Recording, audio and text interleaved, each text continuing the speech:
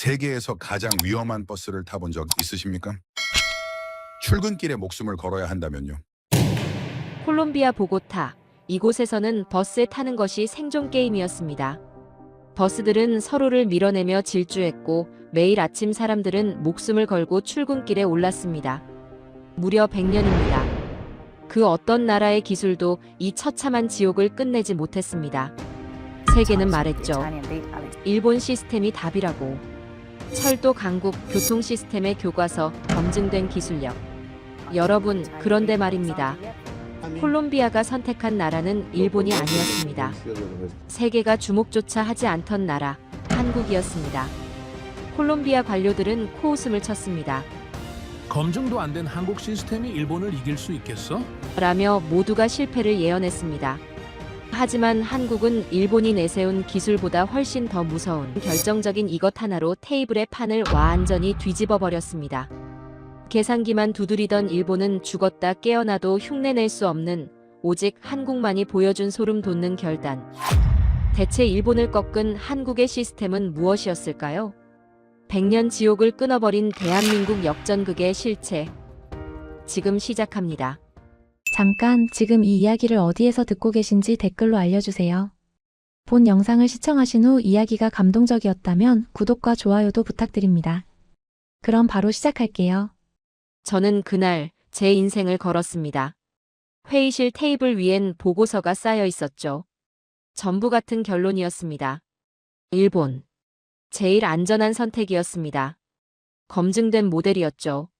실패해도 변명할 수 있는 답이었습니다. 하지만 저는 천천히 입을 열었습니다. 한국을 선택하겠습니다. 정적이 흘렀습니다. 누군가 웃었습니다. 짧게 비웃음이었죠. 그리고 누군가 말했습니다. 지금 그 선택이 자네 20년 경력을 모두 날려버릴 수도 있네. 상관없었습니다. 확신이 있었기 때문이죠. 그날 아침 버스 사고로 8명이 죽었습니다. 콜롬비아의 수도 보고타 중심가 출근 시간대였죠. 사고 영상은 실시간으로 퍼졌고 비명이 들렸습니다. 저는 그 순간 알았습니다. 이 나라엔 더 이상 답이 없다고. 그 책임은 고스란히 제 몫이었습니다. 언론이, 정치권이, 온 국민이 저만 바라보고 있었죠. 저는 제 인생을 걸 수밖에 없었습니다. 저는 알레한드로 바르가스입니다. 콜롬비아 도로교통부 차관이죠. 교통행정 분야에서 20년 넘게 일해왔습니다. 그날 아침은 평범하게 시작됐습니다. 출근 시간이었죠. 보고타 거리는 늘 그랬듯 혼잡했습니다. 버스들이 서로를 밀어내며 달렸고 승객들은 그 안에서 흔들렸습니다. 오전 7시 42분이었습니다. 중심가 15번 대로에서 버스 한 대가 급브레이크를 밟았습니다. 다른 버스를 앞지르려다 급정거한 거였죠. 뒤따르던 차량이 들이받았습니다. 버스가 미끄러지더니 옆으로 기울었고 그대로 뒤집혔습니다.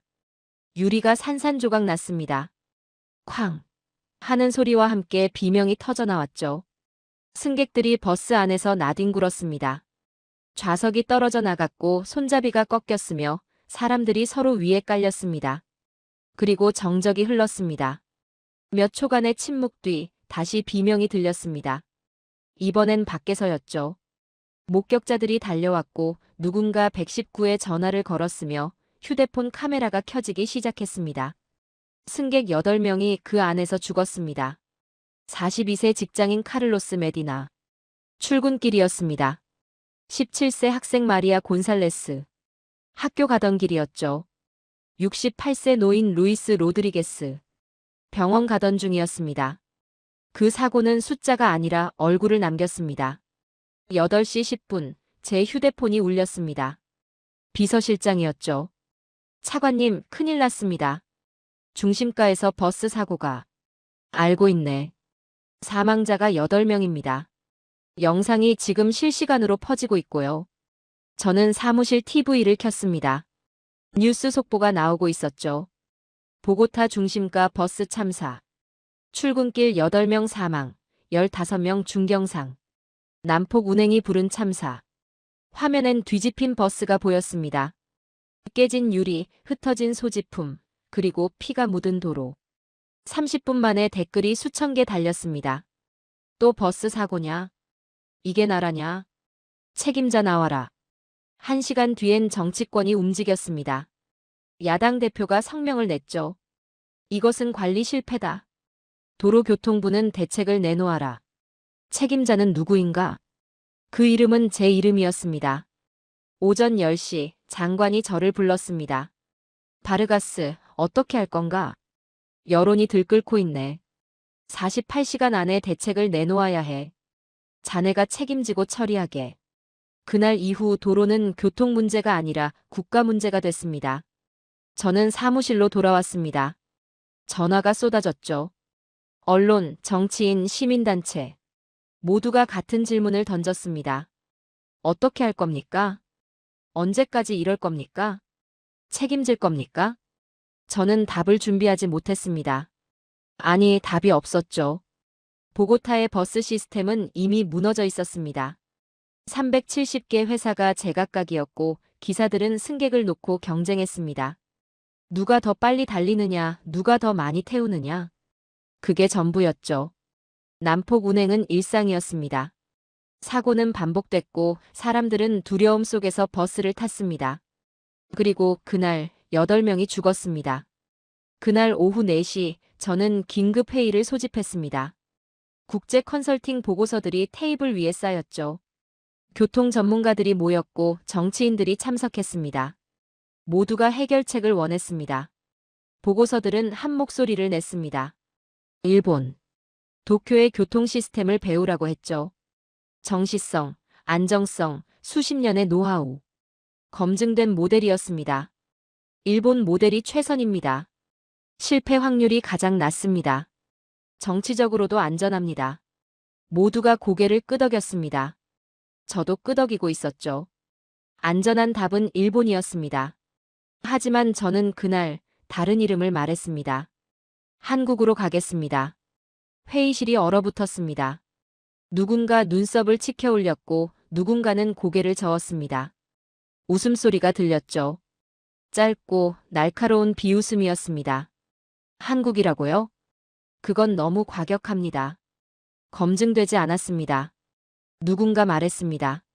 지금 그 선택이 자네 20년 경력을 모두 날려버릴 수도 있네. 저는 알고 있었습니다. 한국 모델은 실험이었습니다. 강제 통합, 준공영제, 중앙정산 시스템. 실패하면 도시가 마비될 수 있었죠. 그 책임은 전부 제가 져야 했습니다. 하지만 저는 물러설 수 없었습니다. 아무도 박수치지 않았습니다. 축하도 없었죠. 회의실을 나서는 발걸음은 무거웠습니다. 그래도 저는 한국을 말했습니다. 이 선택이 틀리면 제 인생은 끝이었습니다. 왜 저는 이런 결정을 내렸을까요? 모두가 일본을 말하는데 왜 한국이었을까요? 그 이유를 처음부터 말씀드리겠습니다. 왜 모두가 일본을 정답이라 믿었을까요? 그건 상식이었기 때문입니다. 교통을 말할 때 일본을 빼놓을 수 없었죠. 철도, 정시성, 정밀함. 일본은 그 자체로 교통의 교과서였습니다. 저 역시 그렇게 배워왔습니다. 젊은 시절부터 일본 사례는 필수였죠. 도쿄의 지하철, 신칸센의 정시 운행. 모든 교재가 일본을 가리켰습니다. 일본은 틀린 답이 아니었습니다. 오히려 가장 안전한 답이었죠. 사고 다음 날, 저는 보고서들을 펼쳤습니다. 국제 컨설팅 회사들이 작성한 문서였죠. 수백 페이지에 달하는 분석이었습니다. 결론은 하나였습니다. 일본. 보고서는 일본의 강점을 나열했습니다. 첫째, 기술적 완성도. 수십 년간 검증된 시스템이었죠. 둘째, 안정성. 점진적으로 발전해왔고 급격한 변화를 피했습니다. 셋째, 국제적 신뢰도. 일본을 선택하면 실패해도 비난받지 않았습니다. 저는 고개를 끄덕였습니다. 그때 보고서 말미에서 뭔가를 발견했습니다. 참고 자료였죠. 본문에 포함되지 못한 몇몇 국가들의 사례였습니다. 한국도 그중 하나였습니다. 서울 대중교통 통합 2004년. 급격한 통합 모델. 정치적 부담 큼. 단 2줄이었습니다. 저는 한국에 대해 아는 게 거의 없었습니다. K-팝, 삼성, 그리고 북한. 그게 전부였죠. 교통이나 행정과는 전혀 연결되지 않는 나라였습니다. 저는 페이지를 넘겼습니다. 다음 날 긴급 회의가 열렸습니다. 교통 전문가들과 정치인들이 모였죠. 한 컨설턴트가 말했습니다. 도쿄 모델을 추천합니다. 노선별 민간 운영, 점진적 통합, 합의 기반 개혁입니다. 시간은 얼마나 걸립니까? 10년에서 15년 정도입니다. 그때 옆자리 동료가 물었습니다. 다른 모델은 없습니까? 좀 더 빠른 방법은요? 컨설턴트가 잠시 망설이더니 말했습니다. 한국 사례가 있긴 합니다만. 한국이요? 서울이 2004년에 전면 개편을 단행했습니다. 모든 버스 회사를 강제로 통합했죠. 중공영제로 전환했고 중앙에서 배차를 관리했습니다. 결과는요? 성공했습니다. 하지만 정치적 반발이 극심했습니다. 강제 통합이었으니까요. 리스크가 매우 큽니다. 회의실이 조용해졌습니다. 그건 너무 과격하지 않습니까? 맞습니다. 일본식이 훨씬 안전합니다. 저는 생각했습니다. 강제 통합? 그건 개혁이 아니라 충돌이었습니다. 한국 모델은 위험해 보였죠. 회의는 결론을 내렸습니다. 일본 모델로 가기로 했습니다. 저도 동의했죠. 그날 저녁 저는 사무실에 혼자 남았습니다. 보고서를 다시 펼쳤죠. 일본 시스템은 완벽했습니다. 하지만 한 가지 질문이 떠올랐습니다. 이게 보고타에서도 작동할까? 보고타의 버스 회사들은 합의 같은 걸 하지 않았습니다. 서로 싸웠고 규제를 피했으며 난폭하게 달렸죠. 질서가 없었습니다. 일본 시스템은 질서를 전제로 했습니다. 회사들이 협력하고 천천히 발전해 나가는 방식이었죠. 10년, 15년을 기다릴 수 있는 사회에서나 가능한 모델이었습니다. 보고타엔 그런 여유가 없었습니다. 합의를 기다릴 시간도 없었죠. 누군가 강제로 통합하지 않으면 불가능했습니다. 그때 보고서 말미에 그 두 줄이 떠올랐습니다. 급격한 통합. 한국이 했다는 그 방식이었습니다. 저는 한국 자료를 찾았습니다. 인터넷을 뒤졌죠. 영어 논문 몇 편이 나왔습니다. 2004년 서울. 370개 버스 회사가 난립했습니다. 노선이 중복됐고 경쟁이 과열됐죠. 난폭 운행이 일상이었습니다. 보고타와 똑같았습니다. 그리고 서울시는 결정을 내렸습니다. 전면 통합. 모든 회사를 중공영제로 편입시켰고 노선은 중앙에서 배정했습니다. 민간 회사들은 반발했지만 서울시는 밀어붙였습니다. 결과는 성공이었습니다. 저는 화면을 멍하니 바라봤습니다. 하지만 고개를 저었습니다. 너무 위험했습니다. 실패하면 도시가 마비될 수 있었죠. 안전한 답은 여전히 일본이었습니다. 그날 밤 저는 잠을 이루지 못했습니다. 한 가지 질문이 머릿속을 떠나지 않았습니다. 일본은 보고타를 바꿀 수 있을까? 아니면 보고타는 한국처럼 싸움을 각오해야 하는 걸까? 그 질문이 모든 걸 바꿔놓기 시작했습니다. 저는 일본 시스템을 더 깊이 들여다보기 시작했습니다. 보고서만으로는 부족했죠. 실제로 어떻게 작동하는지 알아야 했습니다. 자료를 찾았습니다. 도쿄의 교통 시스템 운영 매뉴얼이었죠. 영어로 번역된 문서였는데 제법 두꺼웠습니다. 커피를 한 잔 따라 놓고 읽기 시작했습니다. 첫 페이지부터 감탄이 나왔습니다. 1분 단위로 관리되는 배차 시스템, 초 단위로 기록되는 지연 데이터, 완벽한 정시 운행 기록. 정밀함은 의심할 수 없었죠. 역시 일본이군. 저는 중얼거리며 페이지를 넘겼습니다. 그런데 운영 주체를 설명하는 장에서 손이 멈췄습니다. 도쿄 지하철은 한 회사가 아니었습니다. 도쿄 메트로가 있었고 도영 지하철이 있었으며 그 외에도 수십 개의 사철 회사들이 각자 노선을 운영했습니다. 같은 도쿄인데 회사가 달랐고 각자 요금도 달랐죠. 저는 노선도를 펼쳐봤습니다. 복잡했습니다. 색깔별로 나뉘어 있었는데 색깔마다 다른 회사였죠. 환승하려면 개찰구를 나가야 했고 요금도 다시 내야 했습니다. 잠깐만. 저는 자료를 더 뒤적였습니다. 버스도 확인해봤죠. 마찬가지였습니다. 회사마다 독립적으로 운영됐고 노선은 서로 겹쳤으며 요금 체계도 제각각이었습니다. 저는 의자에 기대며 생각했습니다. 이건 통합 시스템이 아니었습니다. 완벽한 회사들의 집합이었죠. 각 회사는 훌륭했지만 그들을 묶는 중심은 없었습니다. 그러다 문득 한 가지 질문이 떠올랐습니다. 문제가 생기면 누가 책임지지? 다음 날, 저는 일본 교통 시스템을 연구한 동료를 찾아갔습니다. 그는 5년 전 도쿄에서 연수를 받았던 전문가였죠. 자네, 일본 시스템에 대해 물어봐도 되나? 그럼요, 차관님. 무엇이든 물어보세요. 도쿄 지하철 말일세. 여러 회사가 운영한다고 들었네. 그럼 문제가 생기면 누가 책임지나? 동료가 잠시 생각하더니 말했습니다. 각 회사가 책임집니다. A 회사 노선에서 지연이 생기면 A 회사 책임이죠. B 회사 구간에서 사고가 나면 B 회사가 처리합니다. 환승이 불편하면 그건 승객이 감수해야 하는 부분입니다. 시스템 특성이니까요. 저는 고개를 끄덕였습니다. 그럼 도시 전체 교통이 마비되면 누가 책임지나? 동료가 난처한 표정을 지었습니다. 글쎄요. 그런 일은 거의 없으니까. 아마 각 회사가 협의해서 해결하지 않을까요? 협의가 안 되면? 동료는 대답하지 못했습니다. 저는 그 침묵 속에서 답을 찾았습니다. 일본 시스템에는 최종 책임자가 없었습니다. 시스템은 완벽했지만 국가는 보이지 않았죠.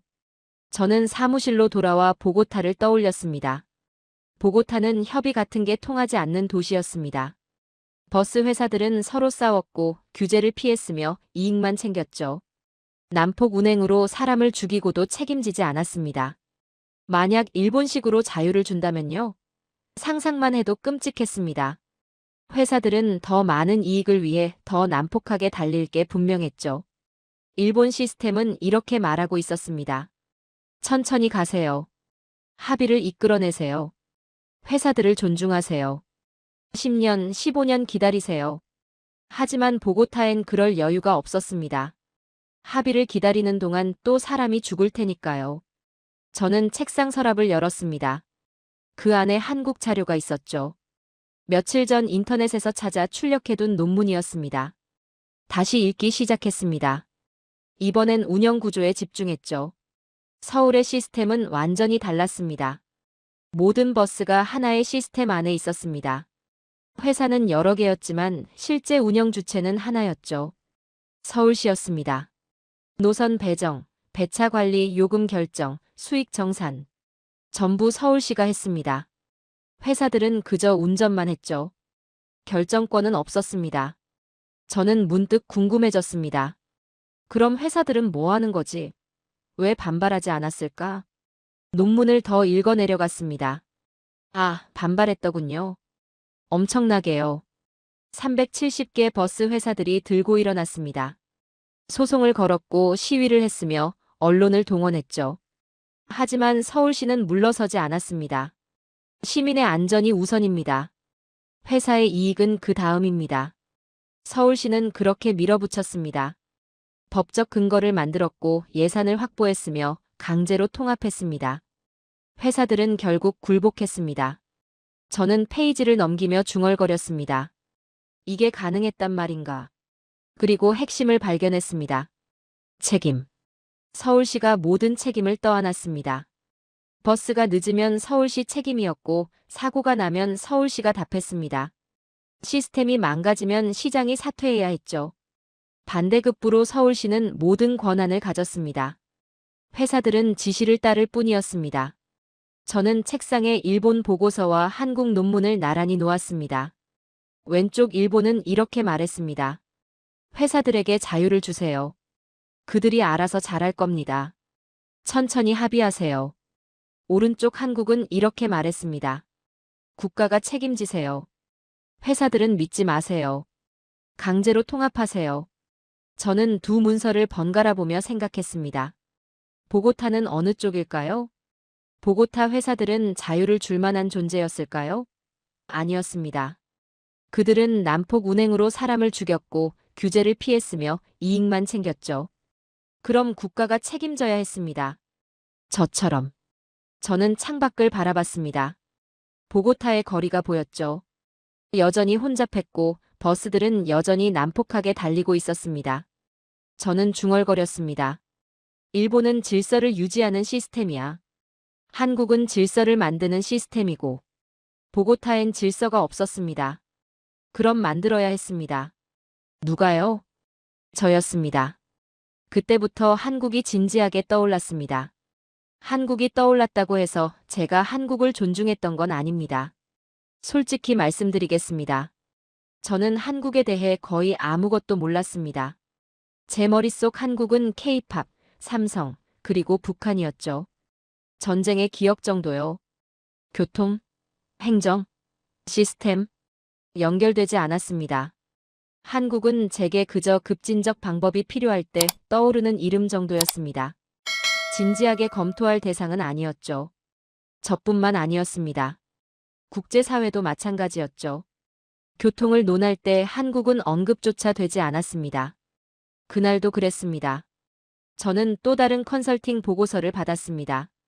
유럽의 유명한 교통연구소에서 작성한 문서였죠. 표지부터 화려했습니다. 글로벌 대중교통 시스템 분석 및 권고안. 400페이지가 넘는 두꺼운 보고서였습니다. 저는 목차부터 훑어봤죠. 도쿄, 런던, 파리, 베를린, 뉴욕. 쭉 나열돼 있었습니다. 한국은 없었죠. 서울도 없었습니다. 저는 색인을 확인해 봤습니다. 혹시 본문 어딘가에라도 나오나 싶어서요. 한 곳에서 발견했습니다. 부록이었죠.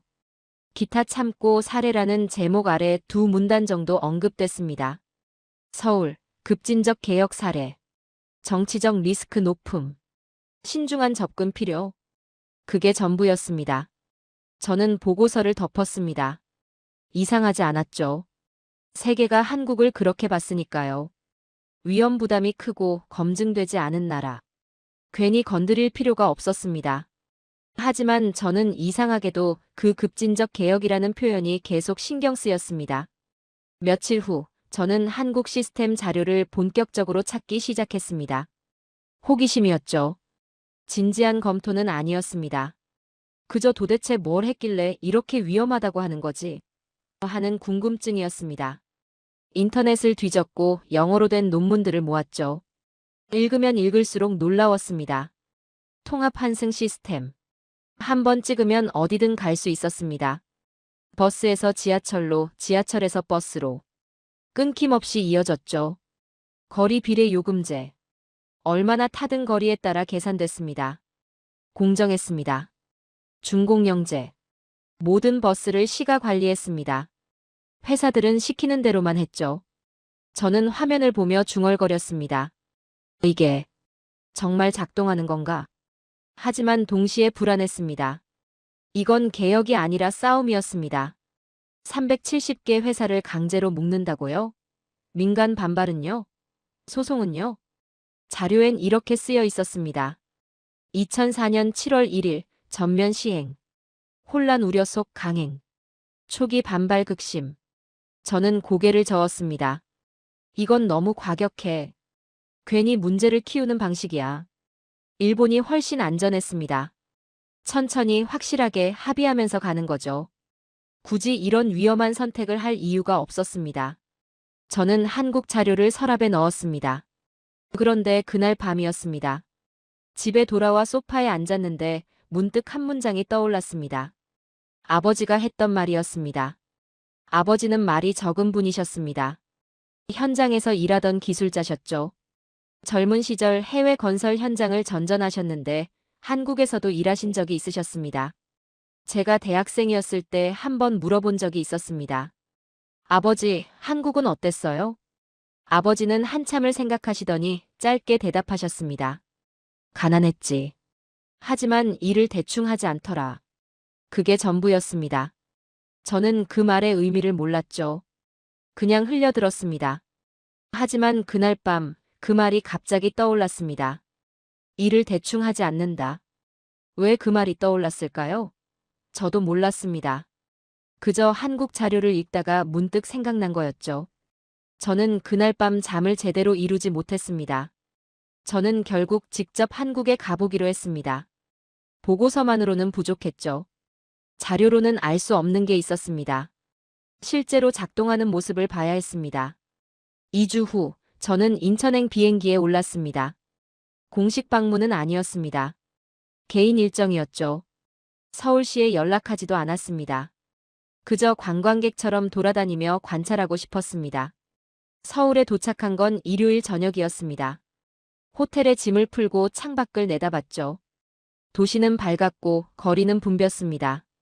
다음 날 아침, 저는 일부러 출근 시간을 골랐습니다. 오전 7시 30분 지하철역으로 향했습니다. 계단을 내려가는 순간부터 느껴졌습니다. 사람들이 많았습니다. 정말 많았죠. 하지만 이상하게도 흐름이 끊기지 않았습니다. 개찰구 앞이었습니다. 사람들이 줄지어 들어갔습니다. 카드를 꺼내지도 않았죠. 그냥 가방이나 주머니에 댔습니다. 삑 소리와 함께 게이트가 열렸고 사람들은 멈추지 않고 지나갔습니다. 저는 그 모습을 한참 바라봤습니다. 누구도 멈추지 않았습니다. 카드를 확인하지도 요금을 계산하지도 않았습니다. 그저 지나갔습니다. 저도 카드를 샀습니다. 교통카드라고 했죠. 영무원이 설명했습니다. 충전하시면 지하철, 버스 다 타실 수 있어요. 그냥 찍으시기만 하면 돼요. 요금은요? 자동으로 계산돼요. 거리에 따라서요. 저는 카드를 들고 개찰구로 향했습니다. 센서에 댔죠. 삑. 0.2초도 안 걸렸습니다. 게이트가 열렸고 저는 그대로 지나갔습니다. 뒤에서 다음 사람이 바로 이어졌죠. 저는 플랫폼에 서서 생각했습니다. 지금 뭐가 일어난 거지? 제 카드를 읽었습니다. 어느 역에서 탔는지 기록했습니다. 잔액을 확인했고 승인했으며 게이트를 열었습니다. 0.2초 만에요. 지하철이 들어왔습니다. 문이 열렸고 사람들이 내렸으며 사람들이 탔습니다. 30초 만에 문이 닫혔고 열차는 떠났습니다. 저는 그 열차를 타고 새 정거장을 갔습니다. 내려서 버스 환승 표지판을 따라갔죠. 밖으로 나왔습니다. 버스 정류장이 보였습니다. 사람들이 버스를 기다렸습니다. 전광판이 있었죠. 간성역 방면 버스, 2분 후 도착. 정확히 2분 후에 버스가 왔습니다. 사람들이 탔습니다. 역시 카드를 댔죠. 삑. 소리만 나고 그냥 올라탔습니다. 저도 탔습니다. 카드를 댔습니다. 삑. 아무 일도 일어나지 않은 것처럼 보였습니다. 하지만 저는 알았습니다. 지금 이 순간 시스템이 제가 지하철에서 내린 시간을 확인했고 버스에 탄 시간을 기록했으며 환승인지 아닌지를 판단했고 거리를 계산하기 시작했다는 걸요.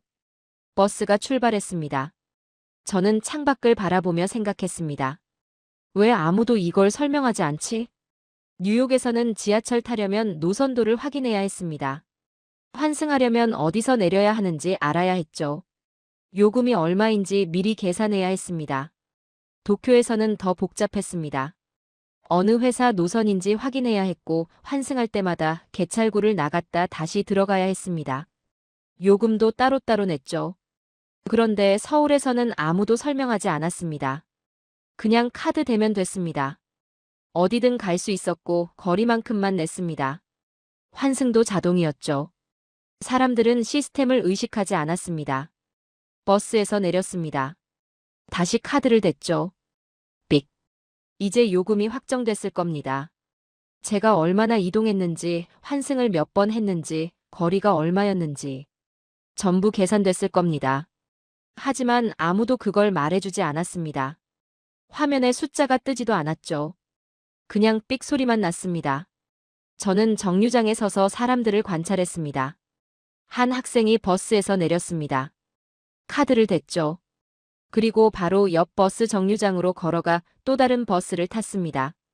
역시 카드를 댔습니다. 환승이었습니다. 추가 요금 없이요. 한 직장인이 지하철역에서 나왔습니다. 카드를 댔고 바로 버스를 탔습니다. 카드를 또 댔죠. 역시 환승이었습니다. 아무도 요금을 묻지 않았습니다. 아무도 환승 시간을 확인하지 않았습니다. 아무도 시스템을 의심하지 않았죠. 저는 그제야 깨달았습니다. 이건 보여주기식 기술이 아니었습니다. 이건 시민들이 의식하지 않을 정도로 완벽하게 작동하는 시스템이었습니다. 불평이 없다는 게 가장 이상했습니다. 뉴욕에서는 사람들이 불평했습니다.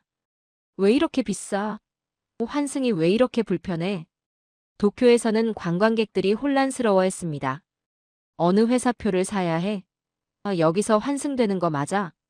그런데 서울에서는 아무도 불평하지 않았습니다. 저는 호텔로 돌아와 침대에 앉았습니다. 오늘 본 것들을 정리해봤습니다. 0.2초 만에 처리되는 개찰구, 자동으로 계산되는 거리 비례 요금, 끊김없이 이어지는 환승, 그리고 시스템을 의식하지 않는 시민들. 저는 중얼거렸습니다. 사람들이 시스템을 의식하지 않는다는 건 시스템이 완벽하다는 뜻이잖아. 그날 밤 저는 아버지의 말을 다시 떠올렸습니다. 가난했지. 하지만 일을 대충 하지 않더라. 이제 그 말이 조금 이해됐습니다.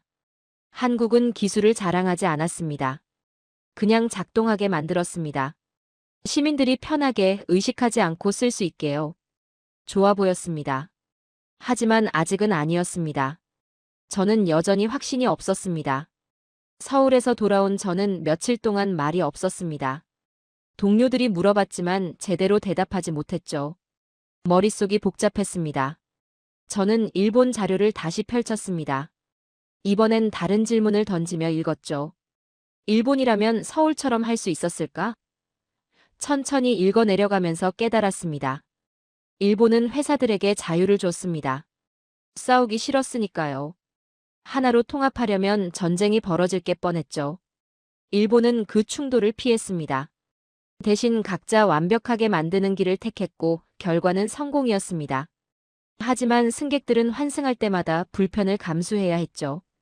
그때 문이 열렸습니다. 교통 전문가인 동료 카를로스가 들어왔습니다. 차관님, 일본 모델 최종 회의가 내일인데요. 준비는 다 되셨습니까? 저는 대답 대신 물었습니다. 카를로스, 일본이 서울처럼 통합 시스템을 만들 수 있었을까? 불가능했을 겁니다. 회사들이 절대 동의하지 않았을 테니까요. 그럼 서울은 어떻게 했을까? 아마 강제로 했겠죠. 서울시가 법을 만들어서 밀어붙였다고 들었습니다. 저는 한국 자료를 꺼내 카를로스 앞에 펼쳤습니다. 여기 보게. 370개 버스 회사가 있었다고 하더군. 서로 경쟁했고 난폭하게 달렸고 보고타와 똑같았어. 그래서요? 서울시가 전부 통합했다네. 강제로 말일세. 카를로스가 고개를 저었습니다. 차관님, 그게 바로 문제입니다. 한국은 너무 과격해요. 어떻게 그런 무모한 짓을 감행합니까? 저도 같은 생각이었습니다. 솔직히 믿기지 않았죠. 나도 이해가 안 되네. 한국이 그걸 해냈다는 게 말일세. 그것 보십시오. 검증되지 않은 겁니다. 저는 자료를 들여다봤습니다. 한국이요?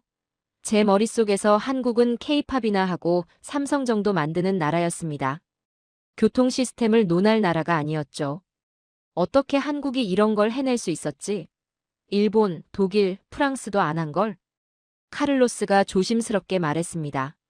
차관님, 그래서 더 의심스러운 겁니다. 자료에는 성공했다고 나와 있지만 실제로는 어떨지 아무도 모르잖습니까? 맞아. 세계가 인정하지 않는 데는 이유가 있지 않겠나. 저는 고개를 저었습니다. 뭔가 석연치 않았습니다. 보고서 말미에 두 줄로 정리되는 나라가 어떻게 이런 걸 해냈단 말입니까? 그런데 말일세, 카를로스. 보고타 회사들이 합의할 것 같나? 그건 어렵겠죠. 일본처럼 자유를 주면 협력할 것 같나? 아니요. 그럼 10년, 15년 기다리면서 천천히 합의를 이끌어낼 수 있을까? 그 사이에 또 몇 명이 죽을까? 카를로스의 목소리가 커졌습니다. 하지만 차관님, 한국 방식은 전쟁입니다. 회사들과 싸워야 하고 소송당하고 실패하면 차관님 경력이 끝나는 겁니다. 그런데도 하시겠다는 겁니까? 한국을요? 일본도 아니고요? 저는 대답하지 못했습니다. 확신이 없었거든요. 카를로스가 나간 뒤 저는 한참을 앉아 있었습니다. 일본 보고서와 한국 논문이 책상 위에 나란히 놓여 있었죠. 일본은 안전했습니다. 한국은 위험했습니다. 일본은 검증됐습니다. 한국은 도박이었죠. 그런데 이상했습니다. 한국 자료를 덮을 수가 없었습니다. 그날 밤 저는 집에 돌아와 소파에 앉았습니다. 와인을 한 잔 따랐죠. 피곤했습니다. 문득 오래된 기억이 떠올랐습니다. 제가 25살이었을 때였습니다. 아버지가 병원에 입원하셨죠. 저는 병실을 찾아갔습니다. 아버지는 침대에 누워 창밖을 바라보고 계셨습니다. 저는 의자를 끌어당겨 앉으며 제가 배우는 교통 시스템 이야기를 꺼냈습니다. 일본이 얼마나 훌륭한지, 유럽이 얼마나 선진적인지. 젊은이의 자랑이었죠. 아버지는 가만히 들으시다가 문득 말씀하셨습니다. 한국 현장에서 일할 때 말이다. 네. 콘크리트를 부어야 하는 날이었어. 오후 3시쯤 됐을 거야. 그런데 갑자기 먹구름이 몰려오더라고. 저는 별 관심 없이 듣고 있었습니다. 비가 오기 시작했지. 우리 같으면 오늘은 그만하자, 내일 하자 했을 거야. 그랬겠죠. 그런데 한국 인부들이 움직이더라. 천막을 가져왔어. 사방을 둘러쳤지. 그리고 작업을 계속했어. 아버지가 잠시 말을 멈추셨습니다. 밤 10시까지 일했어. 비 오는데 말이야. 내가 물었지. 왜 그러느냐, 내일 해도 되지 않느냐고. 뭐래요? 일정이 있으니까요, 그러더군. 돈을 더 주는 것도 아닌데. 저는 그 말을 이해하지 못했습니다. 그게 뭐 대단한 건가요? 그냥 성실한 거 아닌가요? 아버지가 저를 보셨습니다. 아니다. 성실한 거랑 책임지는 건 달라. 비 와도 천막 치고 하는 건 성실한 거야. 근데 그 사람들은 달랐어. 이걸 오늘 안 끝내면 다음 공정이 밀린다는 걸 알고 있었거든. 자기 일만 생각한 게 아니라 전체를 생각한 거지. 저는 그때 그 말을 대수롭지 않게 들었습니다. 아버지, 그건 옛날 얘기고요. 지금은 일본이 제일 앞서 있어요. 시스템이 완벽하거든요. 아버지는 더 이상 말씀하지 않으셨습니다. 저는 그 대화를 잊고 살았습니다. 20년 넘게요. 그런데 지금 소파에 앉아 와인을 마시는 이 순간 그 말이 떠올랐습니다. 이걸 오늘 안 끝내면 다음 공정이 밀린다. 저는 와인 잔을 내려놓았습니다. 한국이 어떻게 강제 통합을 해냈을까요? 어쩌면 그 태도 때문이 아니었을까요? 자기 회사만 생각하는 게 아니라 도시 전체를 생각하는 태도 말입니다. 서울시가 밀어붙일 수 있었던 건 그 뒤에 그런 사람들이 있었기 때문이 아닐까요? 저는 서재로 갔습니다. 한국 자료를 다시 꺼냈죠. 이번엔 다르게 읽혔습니다. 숫자와 데이터가 아니라 그 뒤에 있는 사람들이 보였습니다. 반발하는 회사들을 설득하고 소송을 감당하고 끝까지 밀어붙인 사람들이요. 쉬운 길이 아니었습니다. 안전한 길도 아니었죠. 하지만 그들은 선택했습니다. 제대로 하기로요. 저는 자료를 덮고 창밖을 바라봤습니다. 어쩌면 제가 찾던 답은 기술이 아니었는지도 모릅니다. 태도였는지도 모르죠. 한국을 무시했던 제 자신이 부끄러웠습니다. 다음 날 아침 최종 회의가 열렸습니다. 회의실은 긴장감으로 가득했습니다. 교통 전문가들, 정치인들, 컨설턴트들이 모였죠. 테이블 위엔 일본 모델 최종안이 놓여 있었습니다. 모두가 제 입에서 나올 한 단어를 기다렸습니다. 일본. 그 단어만 말하면 됐습니다. 모두가 박수칠 준비를 하고 있었죠. 안전한 선택이었으니까요. 컨설턴트가 발표를 시작했습니다. 일본 모델 적용 시 예상 성공률은 85%입니다. 10년에서 15년 소요되지만 정치적 리스크는 최소화됩니다. 실패해도 국제적으로 검증된 모델을 따랐다는 명분이 있습니다. 고개를 끄덕이는 사람들이 보였습니다. 한 정치인이 말했습니다. 차관님, 이번 사고로 국민들이 분노하고 있습니다. 하지만 일본 모델을 선택한다면 여론을 진정시킬 수 있습니다. 세계 최고의 시스템을 도입한다고 말할 수 있으니까요. 또 다른 전문가가 거들었습니다. 맞습니다.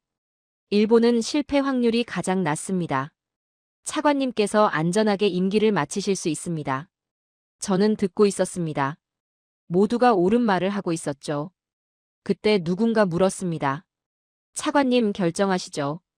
일본 모델로 진행하겠습니까? 회의실이 조용해졌습니다. 저는 천천히 입을 열었습니다. 한국 모델로 가겠습니다. 순간 회의실이 얼어붙었습니다. 뭐라고요? 한국을 선택하겠습니다. 누군가 웃었습니다. 짧게 비웃는 소리였죠. 차관님 농담이시죠? 아닙니다. 컨설턴트가 당황하며 말했습니다. 차관님, 한국 모델은 검증되지 않았습니다. 정치적 리스크가 극도로 높고 실패 확률은 알고 있습니다. 저는 말을 끊었습니다. 한국 모델은 위험합니다. 회사들이 반발할 것이고 소송이 이어질 것이며 실패하면 제 경력은 끝날 겁니다. 알고 있습니다. 한 정치인이 목소리를 높였습니다. 그런데 왜 그런 선택을 하십니까? 일본이 있는데. 저는 창밖을 바라봤습니다.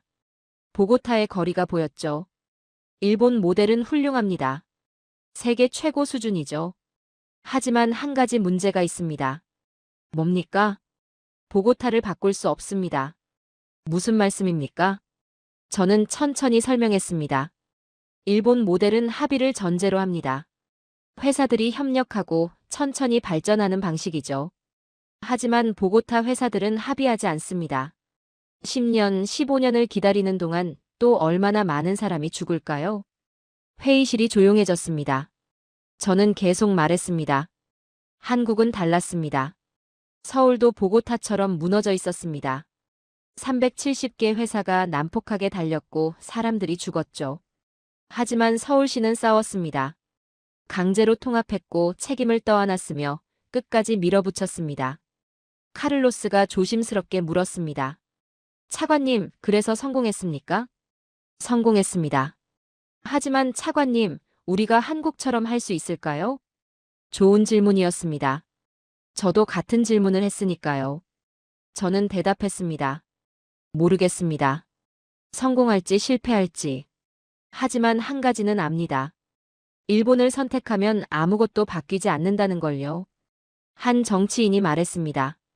차관님, 지금 그 선택이 차관님 20년 경력을 모두 날려버릴 수도 있습니다. 알고 있습니다. 그런데도 하시겠다는 겁니까? 저는 고개를 끄덕였습니다. 저는 더 안전한 나라가 아니라 더 책임지는 나라를 선택했습니다. 회의실이 침묵에 잠겼습니다. 누구도 박수치지 않았습니다. 누구도 축하하지 않았죠. 몇몇은 고개를 저었고 몇몇은 한숨을 쉬었습니다. 저는 자리에서 일어났습니다. 한국 모델로 진행하겠습니다. 준비해 주시기 바랍니다. 회의실을 나섰습니다. 복도는 조용했습니다. 저는 창문 앞에 섰습니다. 보고타가 보였죠. 여전히 혼잡했고 버스들은 여전히 난폭했습니다. 하지만 곧 바뀔 겁니다. 제가 책임지겠습니다. 그날 저는 보호막을 스스로 벗었습니다. 안전한 선택을 버렸고 위험한 도박을 택했습니다. 이 선택이 틀리면 제 인생은 끝이었습니다. 하지만 물러설 수 없었습니다. 그날 아침 8명이 죽었던 그 사고가, 아버지의 그 말이, 그리고 서울에서 본 그 시스템이 저를 여기까지 이끌었습니다. 저는 한국을 선택했습니다. 한국 모델 도입은 전쟁이었습니다. 첫날부터 버스 회사들이 들고 일어났습니다. 370개 회사 대표들이 제 사무실 앞에 몰려왔죠. 소리를 질렀고 협박했으며 언론을 동원했습니다.